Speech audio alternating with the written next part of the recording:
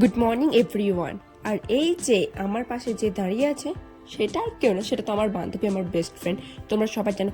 ও ক্যামেরায় আসবে না, সবসময় মুখটা লোকাতে থাকে। বলছি যে আমরা কত দিন বাদে দেখা করলাম, প্রায় মিনিমাম 6 মাস বাদে হয়তো দেখা করলাম। আমি বাইরে থাকি, ও এখানে থাকে। ও বলছে আমি ভিডিওতে আসবো না, আমাকে নিস না। ও মা, যত ঢং! আসলে সুন্দরী তো, যদি নজর লেগে যায়। আমার পাশের জন্য দাঁড়াতে চাইছে না। দেখো মুখটা পেছন ঘুরিয়ে আছে। ও বাই দ্য ওয়ে, তোমার দিকে তো বলতেই ভুলে গেছি আমি কোথায় এসেছি। এই যে পুরো সেট আপটা দেখতে পাচ্ছ, আর এই যে শ্যামপুর সিদ্ধেশ্বরী কলেজ, এখানে অনুষ্ঠান হচ্ছিল। না, আমার কলেজ না, এই এই যে এর কলেজ, বান্ধবীর কলেজ। বান্ধবীর রিকোয়েস্টে আমি চলে গেছিলাম ওদের কলেজে একটু আড্ডা মারতে। বাই দ্য ওয়ে, একটা দারুণ মজার ব্যাপার ঘটেছে। এই বছর বলা হয়েছে যে কলেজের ছাত্র ছাড়া কলেজে ঢোকা অ্যালাউ নেই। তাও আমি বান্ধবীর কথা শুনে ঠিক ঢুকে পড়ছি। আর আমার গড়া এই আইডেন্টি কার্ড থেকে ভাবছো তো যে আমি কোথা থেকে পেলাম? হ্যাঁ, এটা আমারই আইডেন্টি কার্ড। এই যে আমার বান্ধবী সব অ্যারেঞ্জমেন্ট করেছিল, কারণ আমি আর আমার বান্ধবী ঠিক 1 বছর আগে কলেজে অ্যাডমিশন নিয়েছিলাম। কিন্তু আমি আর কলেজে পড়া হয়নি, আমি অন্য কলেজে চলে গেছিলাম। বেচারাটাকে একা রেগে মেগে মুখ ঘুরিয়ে দিয়েছে, দেখেছো? ও একা এখানে রয়ে গেছে, কিন্তু তখনকার যে আইডেন্টি কার্ডটা আমার রয়ে গেছে।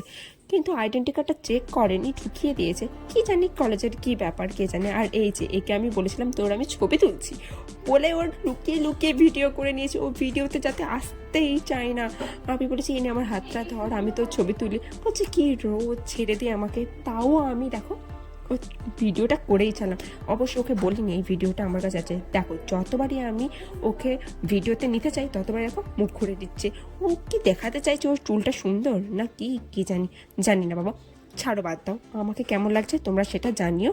আমি তো সারাক্ষণ ভিডিওই করে থাকি। আর একটা মজার ব্যাপার, এই যে মিয়া মোড়ের এই টিফিনটা শুধুমাত্র কলেজে যারা ছাত্র ছাত্রী তাদের জন্য, কিন্তু আমি কলেজের ছাত্র না, তাও আমি পেয়েছি। কেন জানো? এখানে একটা টোকেন সিস্টেম হয়েছিল, যতগুলো টোকেন ততগুলো টিকিট। আর আমার বেস্ট ফ্রেন্ড বলে কথা, আমার জন্য অ্যারেঞ্জমেন্ট করবে না? হতেই পারে না।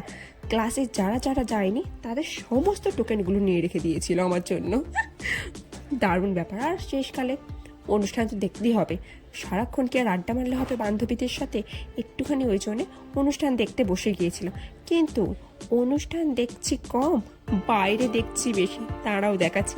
এই যে এইখানে এদের নাচ দেখতে দেখতে আমার হয়ে গিয়েছিল সারাক্ষণ ধরে।